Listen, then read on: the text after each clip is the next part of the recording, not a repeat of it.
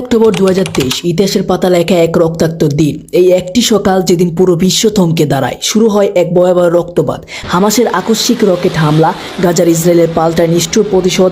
বিশ্ব চমকে ওঠে আর গাজা পরিণত হয় উন্মুক্ত কবরস্থান। এই যুদ্ধ একদিনের নয়। 1948 সালে ইসরায়েলের জন্মের মধ্য দিয়ে শুরু হয় ফিলিস্তিনের দুঃস্বপ্ন। 7 লাখ মানুষ হারায় ঘরবাড়ি।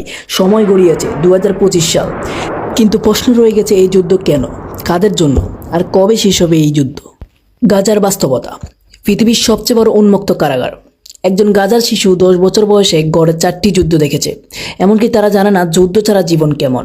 একজন গাজার বাসীর মন্তব্য, আমরা কফিনে বাস করি, শুধু এখনো মাটি দেওয়া হয়নি। গাজা 2007 সাল থেকে ইসরায়েলের অবরোধবন্দি, মানুষ ঢুকতে পারে না, বেরোতে পারে না। 2025 সালের ভয়াবহতা।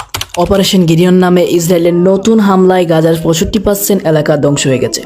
খাবার নিয়ে লাইনে দাঁড়িয়ে থাকা এক মহিলা ছবি ভাইরাল হয়, যিনি বলেছেন, আমি যদি কিছু না পাই অন্তত আমার মেয়ে যেন খেতে পারে, আমি না খেলেও চলবে। ইসলামে নিপীড়িতদের পাশে দাঁড়ানো ফরজ। রাসূলুল্লাহ সাল্লাল্লাহু আলাইহি সাল্লাম বলেছেন, যে ব্যক্তি জালিমকে সাহায্য করে সে কিয়ামতের দিন তার সাথেই উঠবে। ইসলামের প্রতিটি নিরপরাধ প্রাণের মূল্য অপরিসীম। কোরআনে বলা হয় যে একজন মানুষকে অন্যায়ভাবে হত্যা করলো সে যেন গোটা মানবজাতিকে হত্যা করলো। সূরা মায়েদা আয়াত নম্বর 32। নবী মুহাম্মদ সাল্লাল্লাহু আলাইহি সাল্লাম বলেন, অত্যাচারীর বিরুদ্ধে রুখে দাঁড়ানো ঈমানের বড় নিদর্শন। গাজার প্রতিটি শহীদ পুরুষ, নারী, শিশু, তারা শাহাদাতে মহান মর্যাদা অর্জন করেছে। 2025 সালে যুদ্ধ থেমেছে কি? না, যুদ্ধ থামেনি।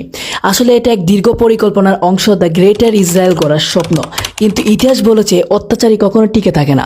আর হাদিসে আছে, শেষ সময় মুসলমানদের আবারও একত্র হবে, ফিলিস্তিন পুনরুদ্ধার হবে এবং আল কুদুস মুসলমানদের হাতেই ফিরবে। তবে তার জন্য চাই ঈমান, ঐক্য, আত্মত্যাগ। এই ভিডিও দেখার পর যদি এক ফোঁটা কান্না এসে পড়ে চোখে, তবে দোয়া করো তাদের জন্য। যদি রক্ত ঢলে ওঠে হৃদয়ে, তবে আওয়াজ তুলো তাদের পক্ষে, কারণ কাল কিয়ামতের ময়দানে হয়তো এই শহীদ শিশুরাই আমাদের সাক্ষী হবে, হে আল্লাহ, এরা নীরব ছিল যখন আমরা মরছিলাম।